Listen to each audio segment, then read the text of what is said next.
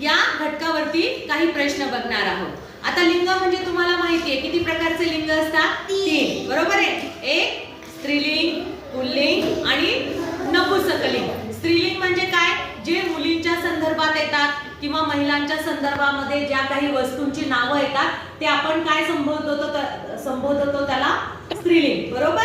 आणि जे पुल्लिंग, पुरुषाच्या बोधावरून जे शब्द आपण संबोधतो त्याला पुल्लिंग असे म्हणतात। आणि जे स्त्रियांमध्ये पण येत नाही आणि पुरुषांमध्ये पण ज्याचा बोध होत नाही त्याला आपण काय संबोधतो? स्त्रीलिंग। ओके, मग हे शब्द तुम्हाला ओळखण्यासाठी एक छोटीशी ट्रिक आहे, ती म्हणजे एक तर तुम्ही त्या शब्दाला तो, ती किंवा ते लावून बघायचं, किंवा हा, ही, हे।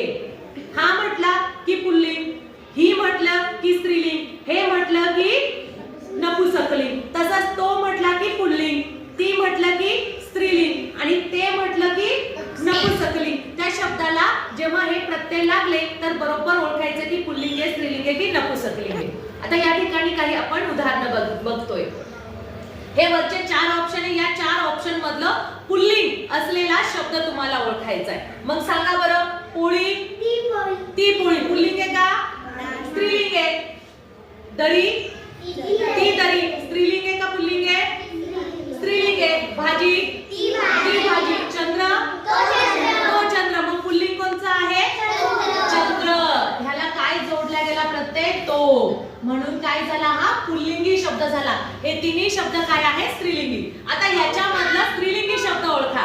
अंगठा, तो अंगठा, म्हणजे हे कोणतं वाक्य आहे? म्हणजे कोणता शब्द आहे? पुल्लिंग।